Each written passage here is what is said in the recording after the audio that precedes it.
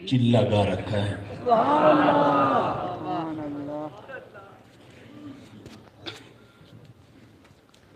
5x9 fit کی اور یہ چند دن پہلے وہ جیل کے حکام میں سے ایک مجھ سے ہمدردی کرنے آیا کہ آپ کسی طرح اس جہنم سے نکلیں باہر، تو میرے سینے پہ دل پہ چوٹ لگی کہ میری اتنی مقدس جگہ ہے اور یہ جہنم کہہ رہا ہے اس کو۔ اتنی میں نے قرآن مجید کی تلاوت کی، اتنے وہاں پہ کورس کیے،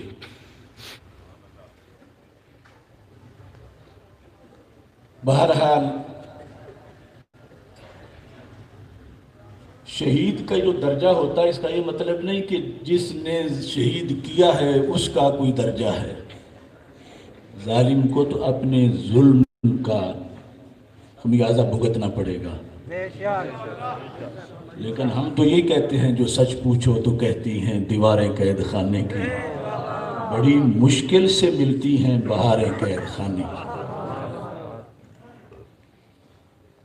حضرت یوسف علیہ السلام نے جس چیز کو احب کہا ہو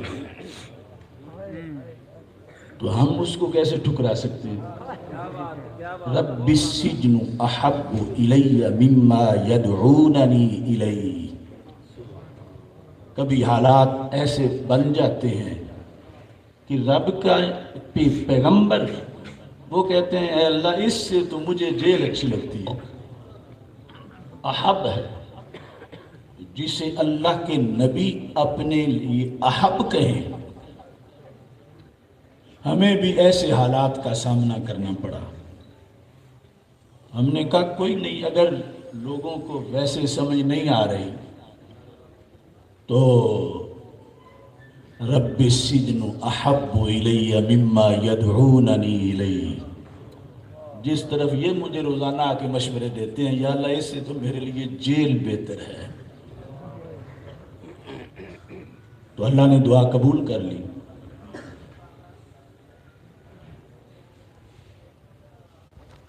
ہم نے رضاکارانہ گرفتاری دی، یعنی جب آ گئے وہ، میں مغرب کی جماعت کرا رہا تھا ریسرچ سینٹر میں، اور مجھے یقین ہے کہ اگر ہم گرفتاری نہ دینا چاہتے تو کسی کی مجال نہیں تھی کہ گرفتاری کر سکتے۔ ہم تو چونکہ خود کہہ رہے تھے اس واسطے کوئی مسئلہ نہیں تھا ہمارے لیے۔ گرفتاری کیا ہماری تو اگلی بھی تیاری ہے، اور اب پھانسی گھاٹ کے ساتھ جو مجھے قید رکھا گیا تو اب تو میرے لیے بہت ہی اگلے مرحلے بھی آسان ہو گئے۔ رب السجن احب الی مما یدعوننی الی۔ حضرت سیدنا یوسف علیہ السلام نے کہا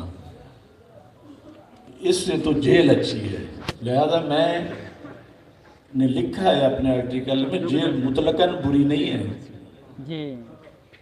جیل وہ جگہ ہے جہاں پہ قانون عملاً نافذ ہوتا ہے، کسی نے برا کیا تو اس کو سزا ملتی ہے، لیکن ظلم ہوتا ہے وضع الشیء فی غیر محلہ، جسے جیل میں ڈالنا ہو اسے نہ ڈالنا، اور جسے نہ ڈالنا ہو اسے ڈال دینا، یہ ظلم بنتا ہے۔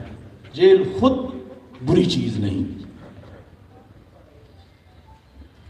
میں نے ہر مرحلے پہ آیت سے رہنمائی دی، جب مسلسل آ کے مجھے سمجھا رہے تھے میں نے کہا فَسَتَذْكُرُونَ مَا أَقُولُ لَكُمْ وَأُفَوِّضُ أَمْرِي إِلَى اللَّهِ۔ فَسَتَذْكُرُونَ مَا أَقُولُ لَكُمْ، تمہیں یاد آئے گی میں جو تمہیں کہتا ہوں، میری گرفتاری کے بعد تمہیں یاد آئے گی۔ وَأُفَوِّضُ أَمْرِي إِلَى اللَّهِ، اور میں تو اپنا معاملہ اللہ کے سپرد کر رہا ہوں، اور آسانی اس میں کتنی ہے، بس اللہ کے سپرد ہے، وہ جیسے رکھے ہم ویسے خوش ہیں۔ 2.5 مہینے گزرنے کے بعد ایک وفد حکومت کے مختلف حکام کی طرف سے پہنچا کہ ہمیں افسوس ہے کہ آپ پہ ظلم ہوا ہے اور بہت ظلم ہوا ہے، آپ جیل سے باہر تشریف لے آئیں، جتنا جلد ہو آپ باہر آئیں۔ میں نے کہا ہے اس زود پشیماں کا پشیماں ہونا ہے۔ 2.5 مہینے کے بعد یاد آیا کہ مجھ پہ ظلم ہو رہا ہے۔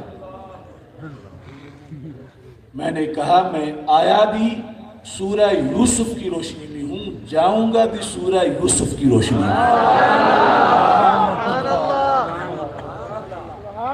کیونکہ حضرت یوسف علیہ السلام کے پاس جب عزیز مصر کا پیغام آ گیا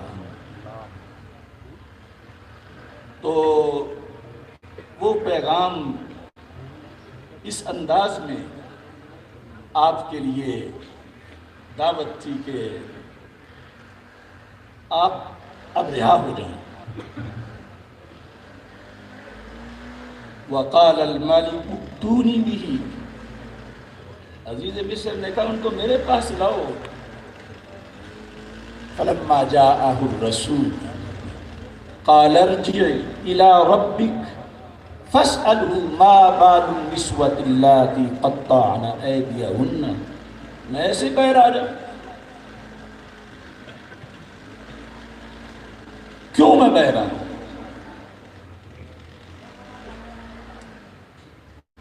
اس قاصد کو کہا اپنے بادشاہ کے پاس جاؤ، وہ ان سے سوال کرے جنہوں نے مجھ پہ الزام لگایا تھا۔ میرے نزدیک رہائی مقدم نہیں، اس الزام کا پردہ چاک کرنا مقدم ہے۔ فَاسْأَلُهُ مَا بَالُ النِّسْوَةِ اللَّاتِي قَطَّعْنَ أَيْدِيَهُنَّ، ان عورتوں کا کیا معاملہ ہے جنہوں نے انگلیاں کاٹی، ہاتھ کاٹے۔ اب یہ ہے سنت یوسف علیہ السلام۔ اب یہ کوئی مذاق ہے کہ ہمیں کوئی جیل میں بند کرے اور پھر کہ اب دروازہ کھلا ہے اب تشریف لے جاؤ؟ کہ جنہوں نے الزام لگایا تھا پہلے ان کا حساب ہوگا۔ میں نے 2 ٹوک لفظوں میں جیل حکام کو کہا اگر تم نے ایسے مجھے رہا کیا تو میں جیل کے گیٹ کے ساتھ فوراً احتجاجی دھرنا دوں گا باہر بیٹھ کر، میں رہا ہونے نہیں چاہتا۔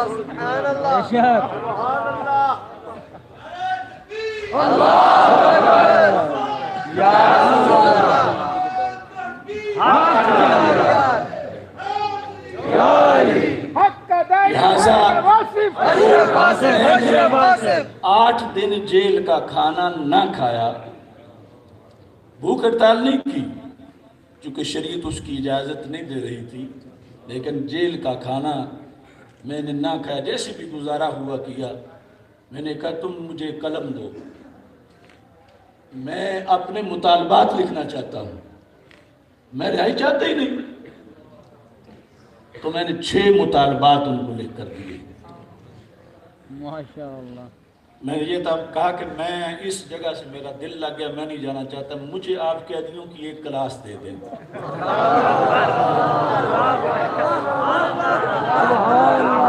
میں ان کو پڑھاتا رہوں تو مجھے تو بیرونی دنیا یاد بھی نہیں آئے گی۔ میں نے کہا مجھے آپ قلم دیں، کاغذ دیں۔ کیوں آپ نے مجھے یہ کس کالے پانی میں بھی کفایت کافی صاحب کو قلم مل گیا تھا، مجھے کیوں قلم نہیں آپ دے رہے؟ کتنی دیر تک انہوں نے مجھے شیشہ نہیں دیکھنے دیا۔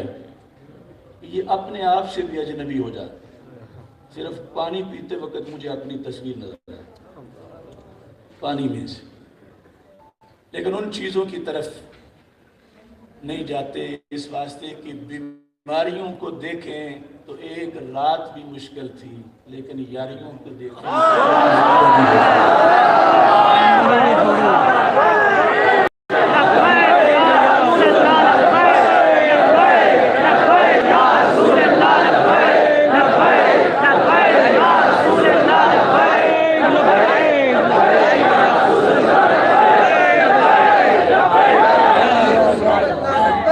پھر ایک خط لکھا جو جیل سے باہر نہیں آیا، اس میں میں نے کہا تھا کہ اگر حکومت کو ابھی تک پتہ نہیں چلا کہ میں سچا ہوں تو پھر جنہوں نے مجھ پہ الزام لگایا ہے حکومت ان سے میرے گستاخ ہونے کا فتویٰ لے اور مجھے قتل کرے۔ یہ میں نے لکھ کر، اور میں نے کہا میرے بیٹے کو بلاؤ، میں اس کو یہ دینا چاہتا ہوں، اور وہ قتل ان علماء کے ذمہ ہوگا، میں تو شہید ہو جاؤں گا، لیکن ان سے جنہیں یہ ہے کہ جرم ہوا ہے تو ان سے فتویٰ لو اور اس فتوے پر عمل کرو۔ میں کہا لیکن میں نے لکھا کہ اس میں اجازت اپنی طرف سے نہیں دے رہا، لیکن جو ان پہ لازم آتا ہے وہ لکھ رہا، وہ کیوں چھپ چھپ کے رہے؟ اور مجھ پہ میں نے کہا زندگی کی ہمیں تو ضرورت ہی نہیں، اللہ جیسے خوش ہے۔ یہ انہوں نے میرا خط روکا۔ میں نے کہا کہ میرے شرائط کے مطابق جب انہوں نے مجھے قلم دیا اس 8 دن کی بھوک کے بعد، اس کے بعد مسلسل میں نے ان کو لکھا اور وہ بار بار میرے پاس آتے رہے۔ وہ جو 2.5 مہینے کے بعد وفد گیا تھا علماء کا، تو میں نے انہیں کہا کہ ان کی ہر جملے کے بعد یہ تھی کہ اب حق واضح ہو گیا ہے، سارے اہل سنت کو پتہ چل گیا ہے، سب آپ کے ساتھ ہیں، آپ باہر آئیں، بس اندر رہنا آپ زیادہ جو ہے وہ خطرناک ہے، یہ ٹھیک نہیں، نقصان ہو رہا ہے، آپ باہر آئیں۔ میں نے کہا نہیں ایسے تو میں باہر نہیں جاؤں گا۔ تو اس بنیاد پر آج بھی سورہ یوسف علیہ السلام کی روشنی میں کہہ رہا ہوں، میں باہر آیا ہوں کہ میرا مطالبہ مانا جائے گا، اور وہ شرعی قرآن سے مطالبہ ہے۔ حکومت تھرتھرا رہی ہے کہ یہ نہ کہنا وہ نہ کہنا، تو میں یہ واضح کر دینا چاہتا ہوں یہ بازی عشق کی بازی ہے۔ تم عشق کو کیسے جکڑو گے؟ کئی لاکھ جلالی بولیں گے، تم کتنے جلالی پکڑو گے؟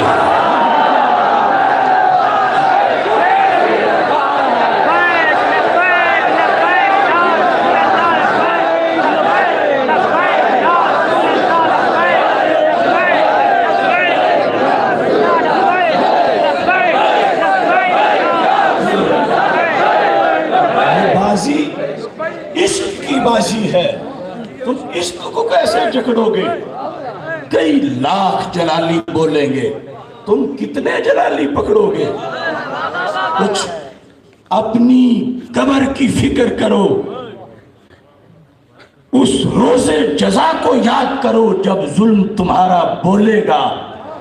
فرعون بنے ہو کرسی پہ، تم رب کو کیسے اکڑو گے؟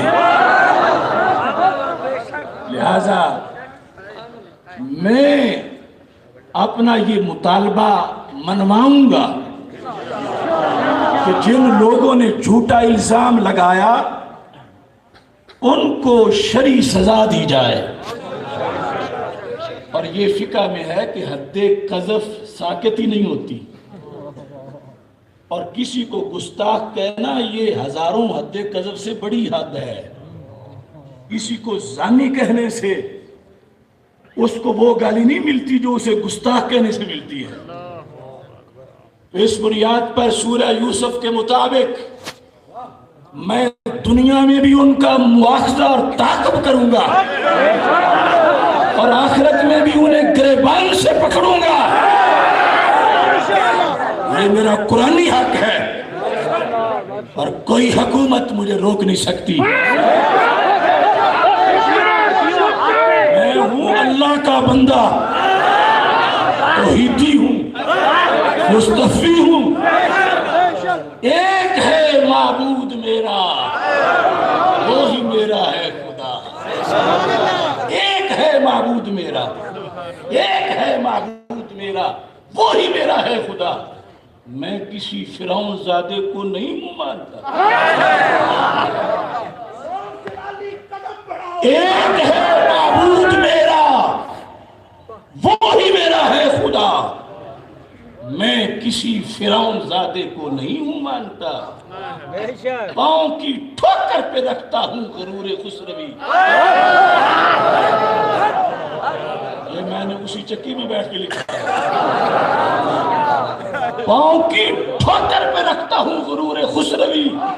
کیا کہتا ہے مجھ میں؟ پاؤں کی ٹھوکر پہ رکھتا ہوں غرور خسروی. کیوں؟ میں غلام مصطفیٰ ہوں، وہ ہے میرے حاجت روا.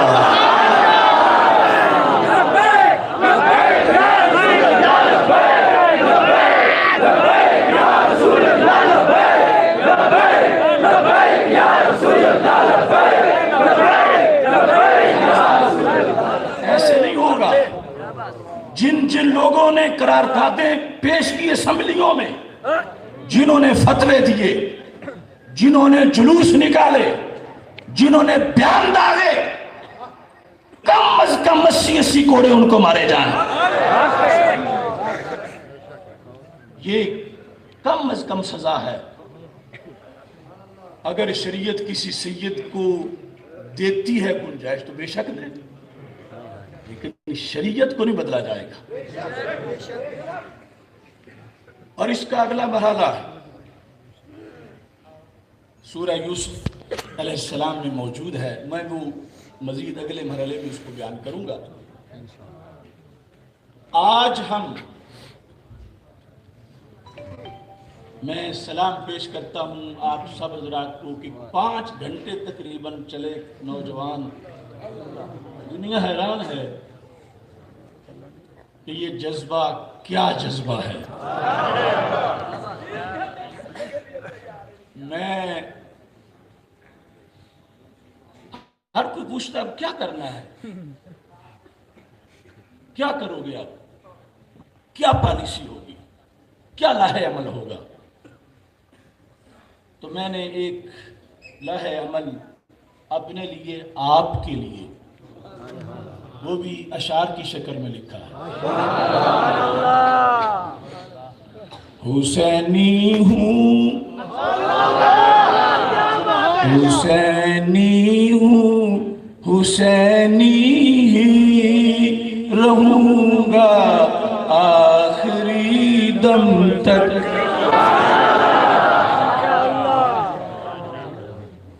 یہ سارے میرے ساتھ مل کے پڑھیں کیونکہ سب کا حلف ہے، اور آئندہ اسمبلی میں بھی اس کا ایک حصہ جو ہے وہ نافذ کرنا ہے انشاءاللہ.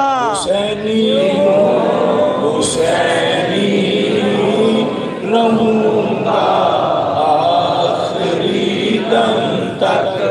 حسینی ہوں، حسینی رہوں گا آخری دم تک. یزیدوں کو تو میں الٹا کروں گا آخری دم تک. یزیدوں کو تو میں الٹا کروں گا آخری دم تک. انشاءاللہ انشاءاللہ. سوداگری ہے، کچھ سودا ہے اور کچھ سوداگری کرتے ہیں. تو میں نے ان کو بھی یہ جواب دیا. میں نے کہا میں دربار نبی میں بک چکا ہوں روز اول سے. میں دربار نبی میں بک چکا ہوں روز اول سے. سوداگر جان لے میں نہ بکوں گا آخری دم تک. سوداگر جان لے میں نہ بکوں گا آخری دم تک. امام جلالیہ حسینی ہوں، حسینی رہوں گا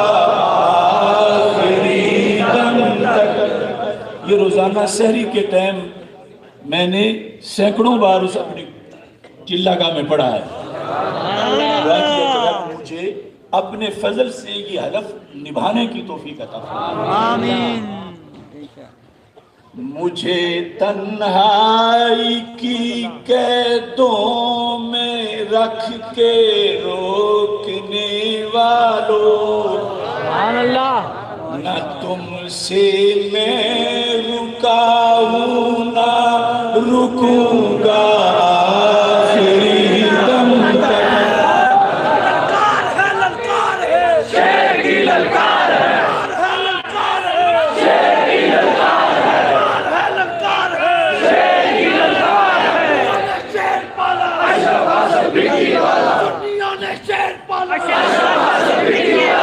وہ لرزاں ہے میرے زورِ قلم کی ایک جنبش سے، کیا بات ہے، بے شک۔ لرزاں ہے میرے زورِ قلم کی ایک جنبش سے، میں حق پر ہوں حقیقت ہی لکھوں گا آخری دم تک، حسینی ہوں حسینی ہی رہوں گا آخری دم تک، یزیدوں کے تو میں ٹکڑے کروں گا آخری دم تک۔ سبحان اللہ۔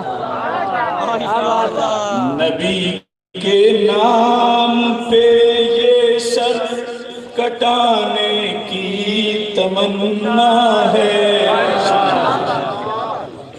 نبی کے نام پر یہ سر کٹانے کی تمنا ہے، صدا لبیک کی دیتے جیوں گا آخری دم تک، صدا لبیک کی دیتے جیوں گا آخری دم تک، حسینی ہوں حسینی ہی رہوں گا آخری دم تک، بفضل اللہ و منہ و کرمہ۔ سبحان اللہ۔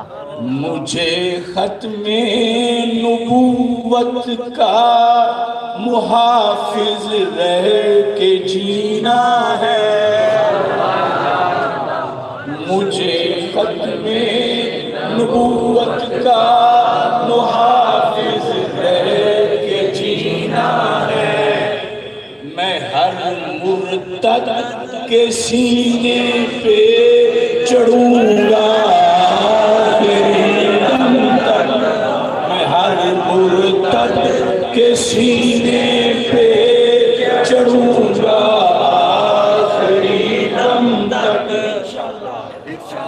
نبی کی آل کی الفت فرائض کا فریضہ ہے، صرف فرض نہیں، فرائض کا فریضہ، بے شک۔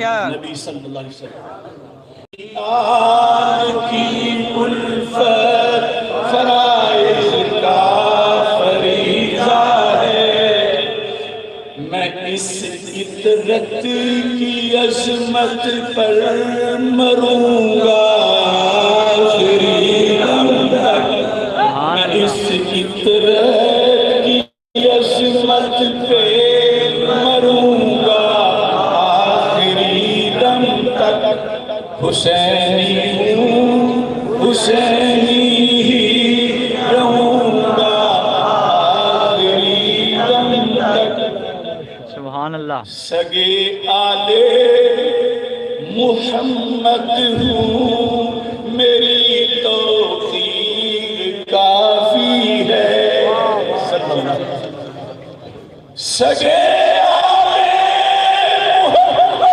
ہوں میری پہچان کافی ہے، سگے آلے محمد ہوں میری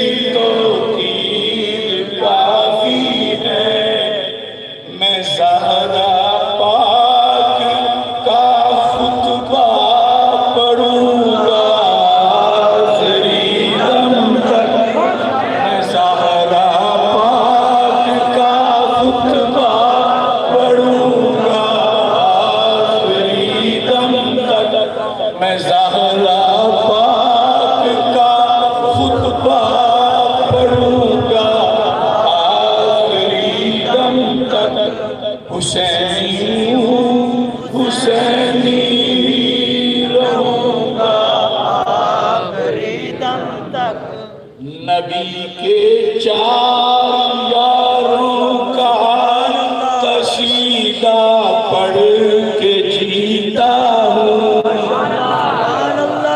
نبی کے ہر صحابی کا قصیدہ پڑھ کے جیتا ہوں، نبی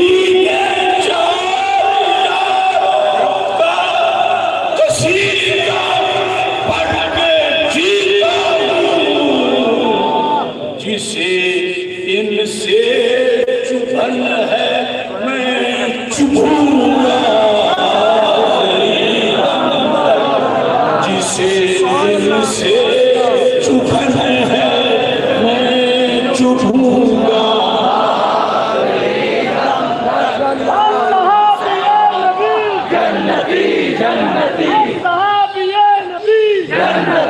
نبی کے چار یاروں کا قصیدہ پڑھ کے جیتا ہوں، نبی کے چار یاروں کا قصیدہ پڑھ کے جیتا ہوں، جسے ان سے چبھن ہے میں چبھوں گا آخری دم تک،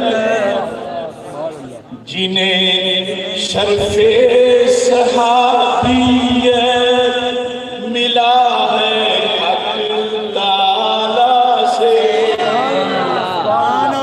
جنہیں شرف صحابیت ملا ہے حق تعالیٰ سے، میں ان کی خاک راہ بن کے اڑوں گا آخری دم تک، میں ان کی خاک راہ بن کے اڑوں گا آخری دم تک، کیوں حسینی ہوں حسینی ہی رہوں گا آخری دم تک، وہ جن کا عشق بھی عشق نبی کا ہی کرینہ ہے،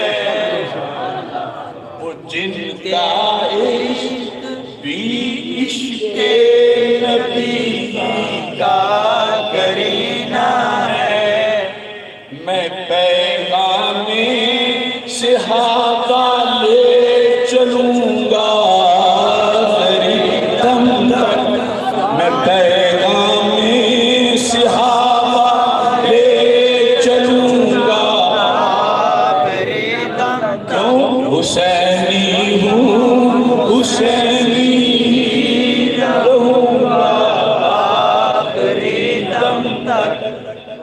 سبحان اللہ، سبحان اللہ۔ بریلی کے امام محمد رضا کا ایک سپاہی ہوں،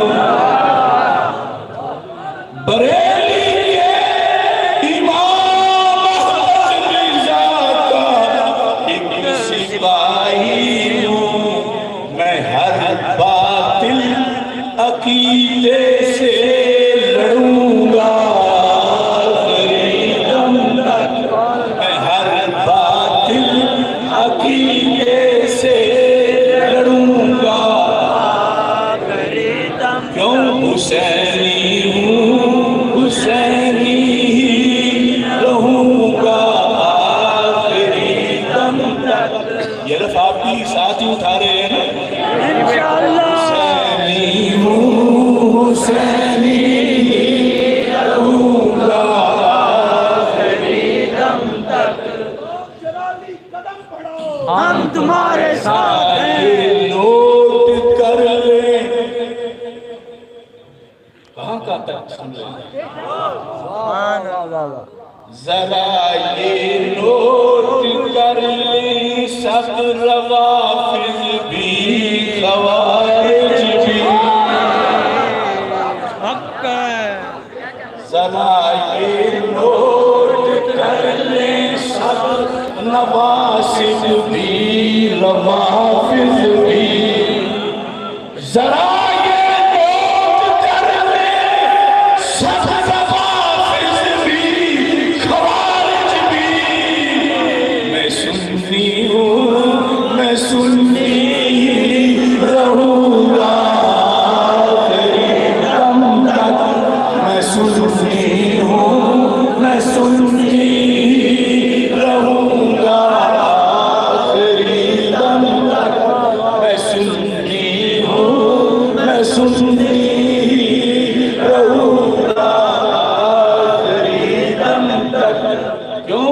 حسینی ہوں حسینی رہوں گا آخری دم تک ماشاءاللہ انشاءاللہ جلالی ہوں جلالی ہوں میں حضرت شاہ جلال الدین کے دم سے پیر جلال الدین شاہ اہل سنت کی سیاہ پیر جلال الدین شاہ اہل سنت کی سیاہ پیر جلال الدین شاہ وہ مرد حق پرست جلالی ہوں اور جلالی بھی معروف جلالی معروف جلالی مجھول جلالی نہیں ہوں ابھی میں بالغ بھی نہیں ہوا تھا جب حضرت حافظ الحدیث رحمت اللہ علیہ نے میرا ہاتھ پکڑ لیا تھا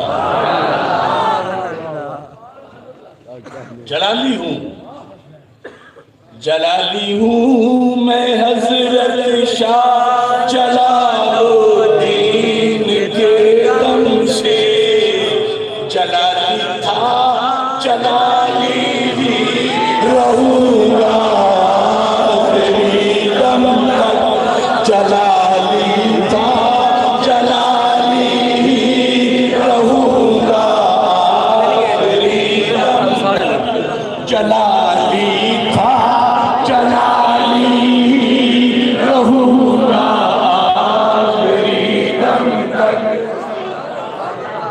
میرا ایک ایک سپاہی بھی یہ کہتا پھر رہا ہے اب کیا پریشانی ہے میرا ایک ایک سپاہی بھی یہ کہتا پھر رہا ہے اب کیا جلالی ہوں جلالی رہوں گا آخری دم تک جلالی ہوں جلالی رہوں گا آخری دم تک حسینی ہوں حسینی رہوں گا یہ میرا عہد ہے آصف خدا کی مہربانی سے خود کچھ بھی نہیں بے شک کہ حلف میں انشاءاللہ نہیں کہا جاتا اس واسطے میں بفضل اللہ و منہ و کرمی کے ساتھ کہہ رہا ہوں لیکن سب کچھ اس کی توفیق سے اور رسول پاک صلی اللہ علیہ وسلم کی نگاہ عنایت سے یہ میرا عہد ہے آصف خدا کی مہربانی سے نبی کے نام کے صدقے بڑھوں گا آخری دم تک نبی کے نام کے صدقے بڑھوں گا آخری دم تک آقا تیری شان کی خاطر دل بھی حاضر جان بھی حاضر آقا تیری شان کی خاطر دل بھی حاضر جان بھی حاضر آقا تیری شان کی خاطر دل بھی حاضر حسن حسن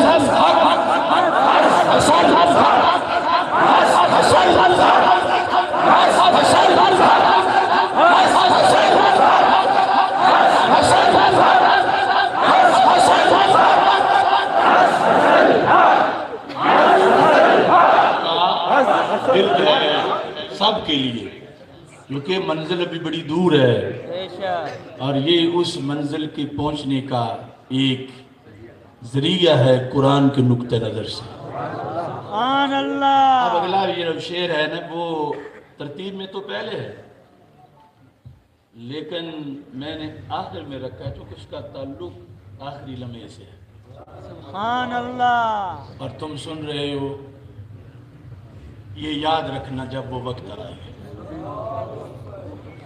کفن دے کے مجھے میری جبین پہ صاف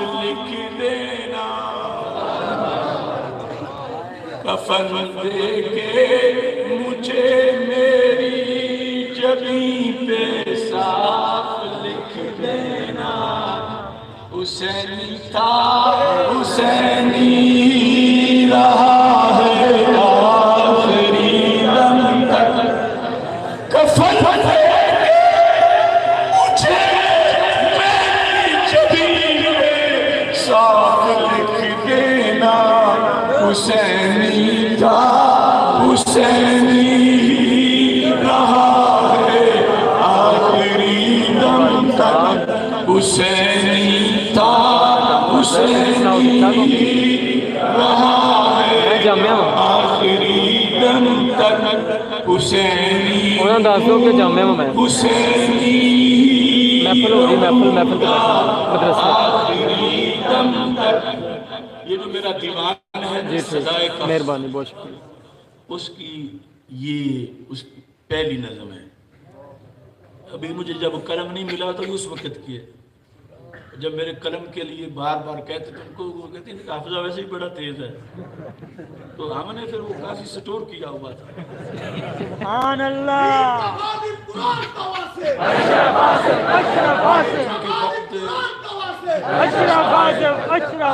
کرنا چاہتا ہوں، یہ جو فرانس کے ملعون صدر نے جسارت کی، اس کے لحاظ سے میں نے اپنی چکی میں سے بیٹھ کر وہ آرٹیکل بھیجا تھا، پتہ نہیں کسی نے اخبار نے چھاپا یا نہیں چھاپا یا پہنچا ہے کہ فرانس کو جواب کیسے دیا۔ جتنی تجویزیں تھیں کہ شیخ الازہر کو کہا جائے، امام مسجد حرام کو کہا جائے، یہ کیا جائے وہ کیا جائے، سب کا میں نے تبصرہ کر کے پھر اس کے بعد لکھا کہ یہ کیا جائے۔ یقیناً اس میں بھی جذبہ ایمانی کا اظہار ہے، بڑا اظہار ہے کہ ہم ان کی مصنوعات کا بائیکاٹ کریں، ضرور کریں، ان کے سفیر کو یہاں سے نکالیں، ضرور نکالیں، جلد از جلد ہمارا مطالبہ ہے، لیکن یہ اس توہین کی سزا نہیں ہے جو توہین ہوئی ہے۔ یورپ میں مسلسل توہین ہو رہی ہے اور ہمارے حکمران معذرت خواہانہ رویہ اختیار کیے ہوئے ہیں، اس لیے ان کی حوصلے بڑھتے جا رہے ہیں۔ تو میں نے اپنا شریف فتویٰ جو صادر کیا اس میں بھی میں نے یہ لکھا کہ سلطان صلاح الدین ایوبی نے صرف ایک جملے کا بدلہ لینے کے لیے جنگ لڑی،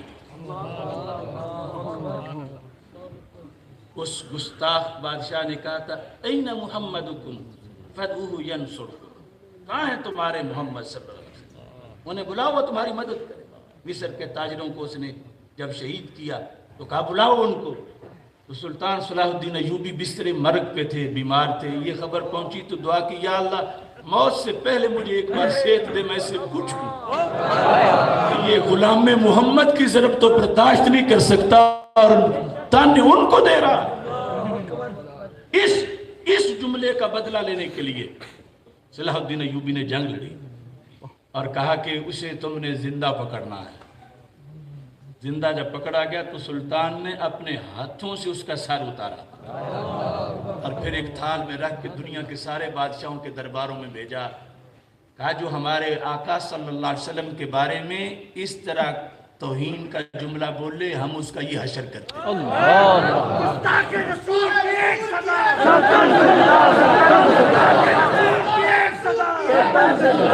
اس واسطے اگرچہ سارے ملک اپنے اپنے علاقائی مسائل میں بھی لڑتے ہیں اور اپنی زمین کی حفاظت بھی کرنی چاہیے، مگر سب سے بڑا فریضہ اس وقت ساری اسلامی فوجوں کے لیے وہ فرانس سے توہین کا بدلہ لینا ہے، اور مسلم حکمرانوں کو یہ چاہیے کہ پہلے وہ فرانس کو، یونائٹڈ نیشن کو ایک بار اتمام حجت کے لیے وارننگ دیں کہ وہ ملعون صدر امت مسلمہ کے حوالے کیا جائے، اور اگر وہ نہیں کرتے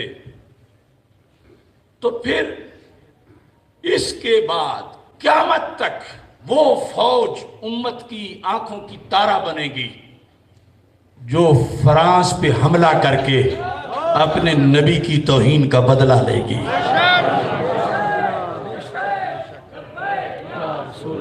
لبیک لبیک یا رسول اللہ لبیک لہذا ہمیں جو شرعی حکم ہے وہ بیان تو کرنا چاہیے. بے شک. اب لینا کسی سے کوئی چیز ایک ڈرم ہو اور آگے پیالی کرے تو وہ اس میں لینا کیا جاتا ہے. یہ چھوٹی چھوٹی باتیں اگرچہ ہماری حکومت سے تو یہ بھی نہیں ہو رہا کہ ان کے سفیر کو جوتے مار کے نکالتے اور ابھی تک یہ ادھر ادھر کی باتیں کرتے پھر رہے ہیں. بالکل یہ وہی طریقہ ہے جیسے کشمیر کا مسئلہ اقوام متحدہ کی ایک تقریر کے ذریعے ڈالا گیا. اب بھی وہی ہے کہ میں خود قیادت کروں گا. آپ قیادت کر رہے ہو. اسی دن چاہیے تھا شیخ ازہر سے فتوے لینے والوں کیا وہ مردہ ہے شیخ ازہر؟ خادم الحرمین کے جسم میں جان نہیں ہے. وہ مسجد حرام کا وہ امام کیا مر چکا ہے؟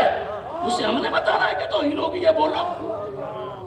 یہ سب فراڈ ہیں مسئلہ سرد کرنے کے لیے. اور ادھر ما بقا الامہ بعد شتم نبیہا.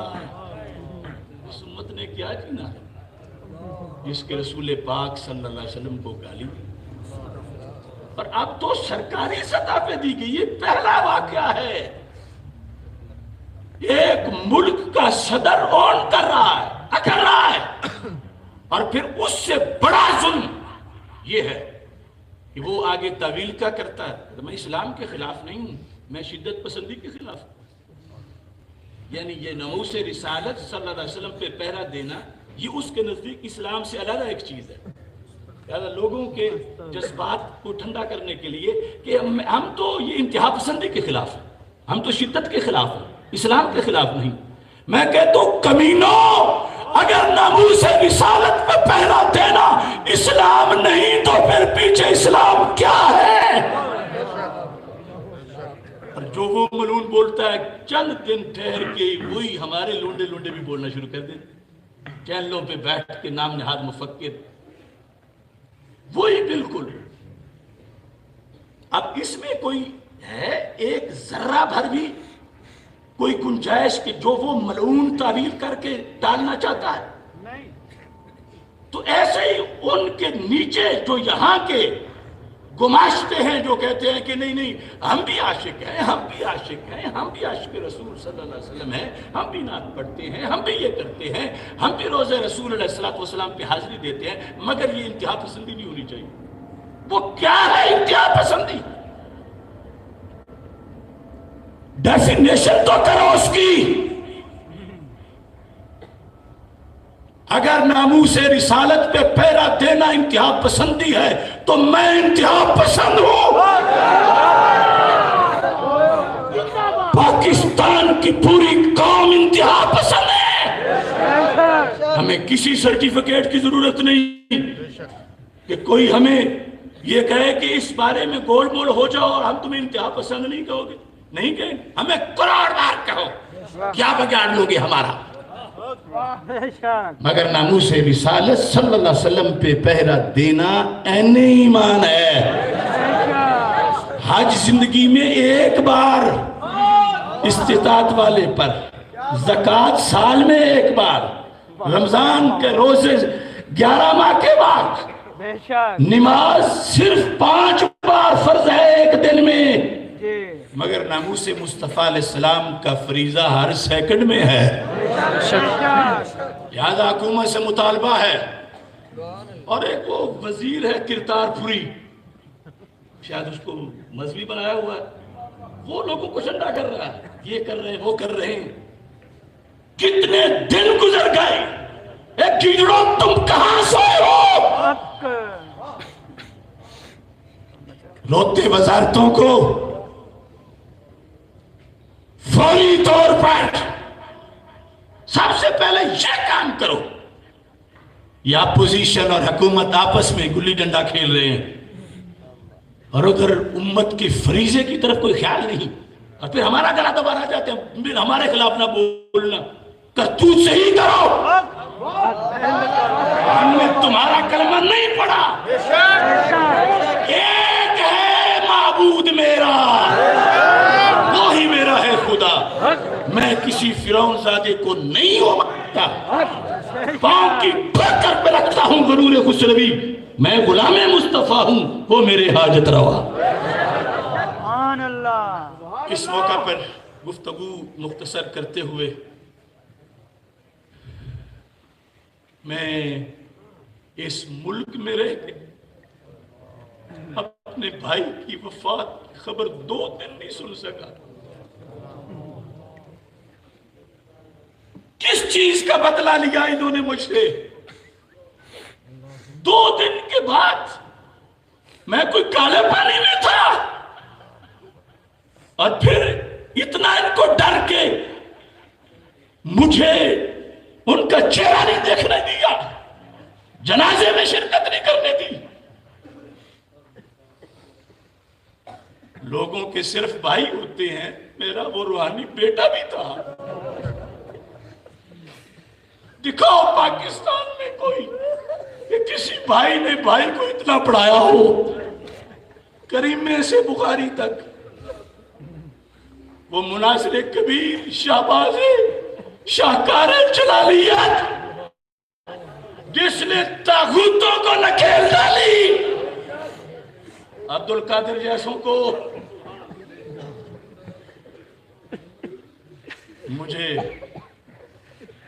میں نے اپنی کوٹری میں لکھا ہوا تھا, قلم نہیں دیتے تھے تو میں نے وہ جس برش سے مہندی لگاتی ہوں اس سے میں نے موٹا لکھا تھا لبیک یا رسول اللہ صلی اللہ علیہ وسلم, اور انگلش میں لکھا تھا نو فیئر نو ٹیئر.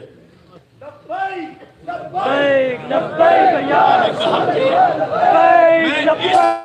آنسو نہیں پاؤں گا کہ میں بند ہو گیا ہوں, یہ ہو گیا وہ ہو گیا, میرے ساتھ کوئی ایسی بات بھی نہ کرے.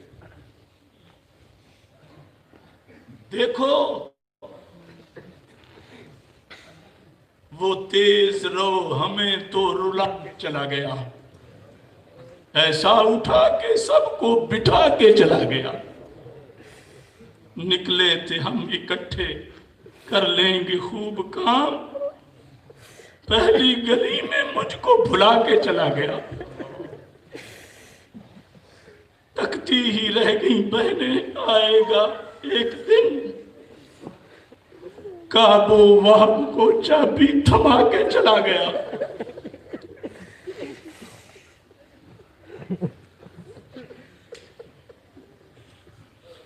مرد سخی دلیر وہ فکر رضا کا شیر, ہر سمت ایک ڈنکا بجا کے چلا گیا. خطیب اجل مدرس وہ بے باک ترجمان, چمن رضا میں نغمے سنا کے چلا گیا. آئے گا کب یہ تو بتا کے نہیں گیا, مجھ سے تو ہاتھ تک بھی ملا کے نہیں گیا.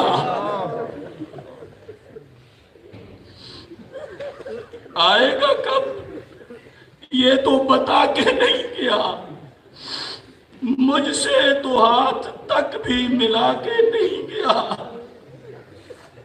ہمیشہ رہے گی حسرت کیسا عجیب تھا, رخصت ہوا تو چہرہ دکھا کے نہیں گیا.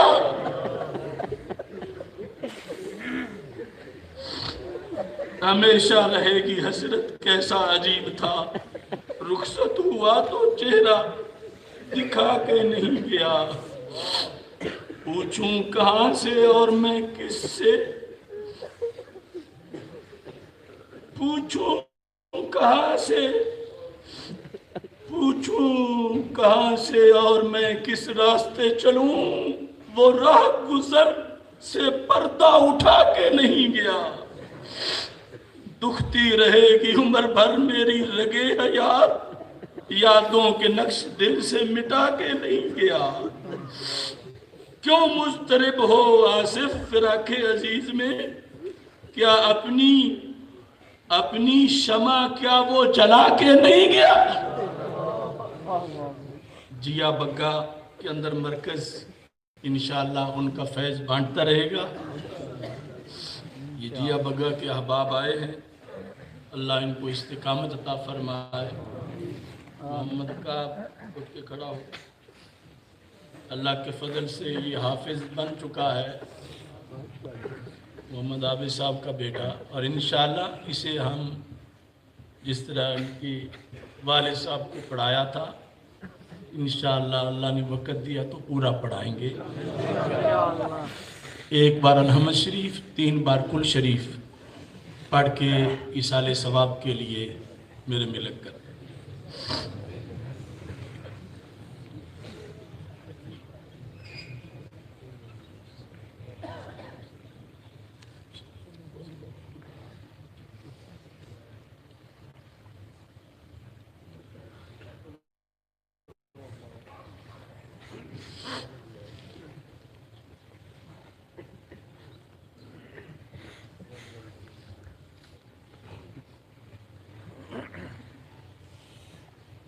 ہماری سٹیج پر خانے وال سے، چھب چوکی سے صاحبزادہ مفتی محمد احسان الحق قادری صاحب، صاحبزادہ مفتی محمد اکرام الحق قادری صاحب، صاحبزادہ محمد عرفان الحق قادری صاحب اس وقت سٹیج پہ رونق افروز ہیں۔ قبلہ مفتی ارشاد احمد صاحب قدس سر العزیز کے یہ صاحبزادگان ہیں، جن کے ہزار